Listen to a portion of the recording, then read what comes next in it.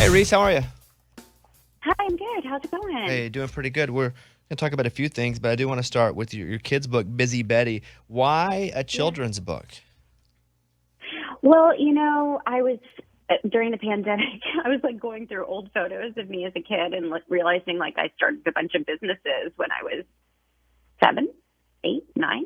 And then I thought it'd be cute to do kind of a character that was a young me, to kind of teach kids about how to harness their creativity and get off their phones and off their devices and then build businesses, the early concepts of how you build a business Do when you you're a kid. do you have trouble with keeping your kids off their phones?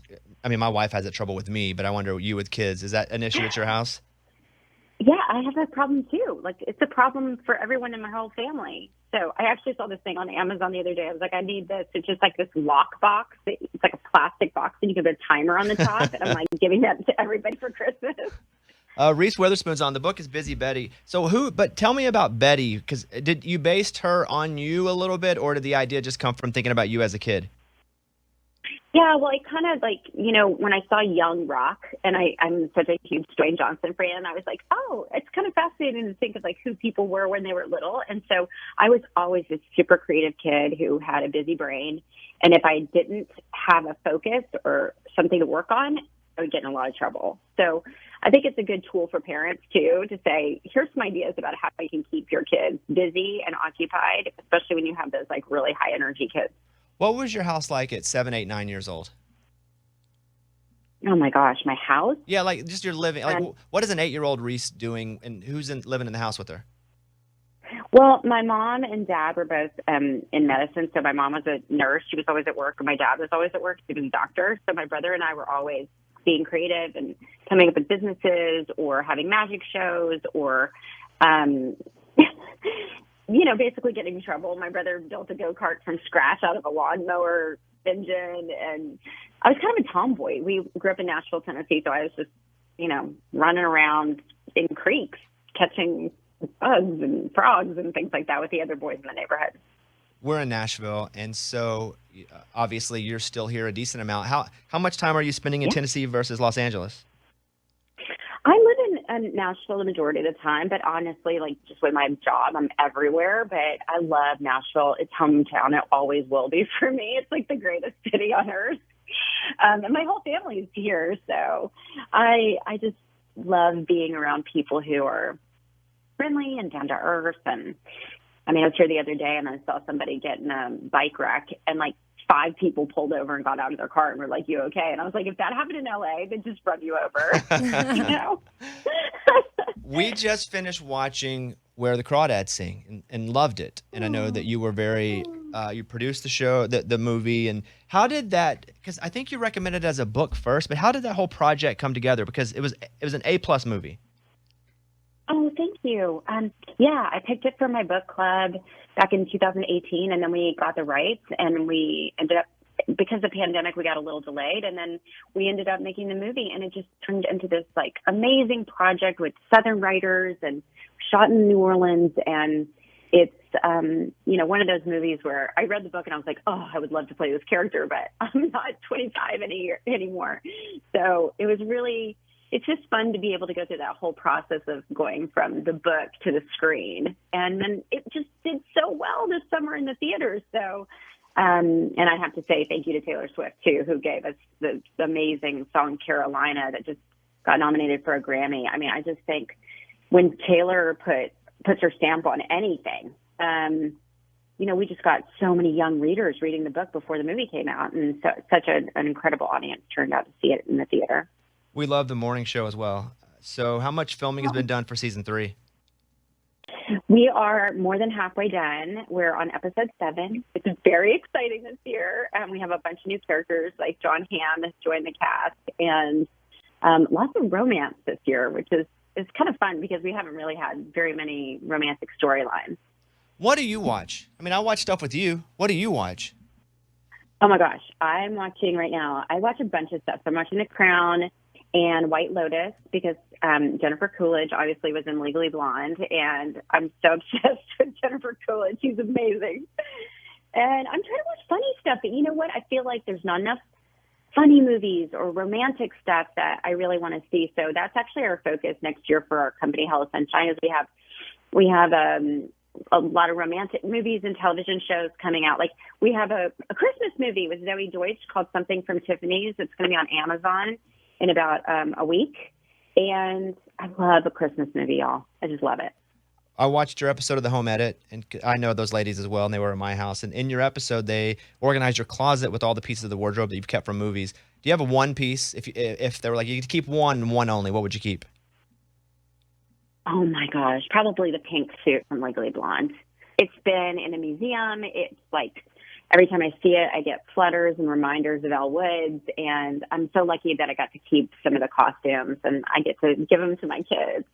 You know, I also have the wedding dress from Sweet Home Alabama. So when I kiss the boy in the rain, and it brings back a lot of memories when I look at it. Reese Witherspoon is on with us. Busy Betty is her new children's book. I have two final questions for you. One of the Amy who's on the show, she has a role in a movie coming out on HBO Max tomorrow, and she's a brand new actress. It's like a good solid scene. What advice would you give Amy as she's starting in acting? You know what?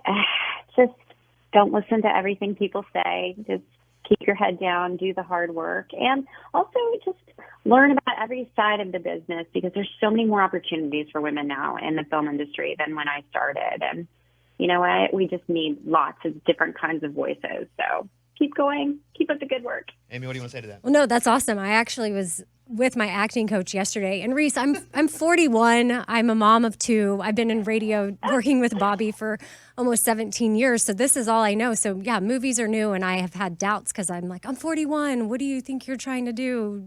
Venturing off to some new career. But with my acting coach yesterday, she asked me if there was any particular actresses that I would like to run lines from their movies. And Reese Witherspoon, that was the first person out of my mouth. And so I guess the next lesson I show up to, I might be, reading from one of your films, which, since we're going into Christmas, I was just curious if you would ever consider doing another movie like Four Christmases.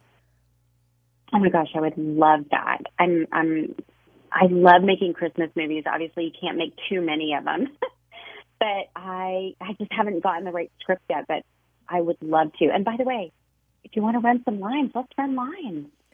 It's my favorite thing, running lines with people. Okay. Wow. Yeah, no idea how to ever get a hold of Reese after this. Yeah, and I also, you know what else I love to help people with? Their auditions. Oh, I'm perfect. I'm a frustrated director, so I can sit there and go, no, not like that, more like this. Oh, okay. Well, I haven't ever auditioned for anything yet, but it is on my goals for 2023 to put myself out there and audition for things, no matter how many rejections I get. The important thing is to counter that side of my brain that's doubting myself and just going for it. That's right, because you know what? You miss every shot you don't take, and it's the people who jump in with 2 feet that really get better opportunities. And I was talking to a young woman the other day about she wants to start a new career, and she was like, yeah, but how do I get the confidence that I can do it? And I was like, you don't need the confidence to do it. You just need the confidence to begin. Come on, you just got a free masterclass right now. Wow. Reese Witherspoon, the book is Busy Betty. The kid's book is. My final question is, if someone comes up to you out of nowhere and says, hey, Reese Witherspoon, what do they quote back to you more times than anything else? Definitely Legally Blonde, the scene where she looks at her ex-boyfriend and he goes, you got into Harvard, and they say, what? Like it's hard? Yes. All right, you guys go get Busy Betty. Reese, thank you for your time. You're awesome, and I hope you have a great holiday. Thanks, y'all. All right, there she is. Reese Witherspoon. Okay. Now, the tricky thing is going to be ever getting in touch with her again to follow up on her offer to Amy. Yeah. Because that's what people do. They just go, why not? Hey, you can have my Lamborghini. And they hang up, and then we're like, hey, how do we get that Lamborghini? We have no way to get a hold of them. Yeah, that's good. She did say it's one of her favorite things to do. And why would she just offer that? Like she's a professional. She knows not to just Amy, I'd like to offer you say that. $10,000 right now. Yeah, but that's See how the easy thing. that was? Yeah, How it was yeah, easy? yeah. I we know, just but said I it. don't That's think fine. I she's like it. just saying that. I know, it'd be fun though, huh?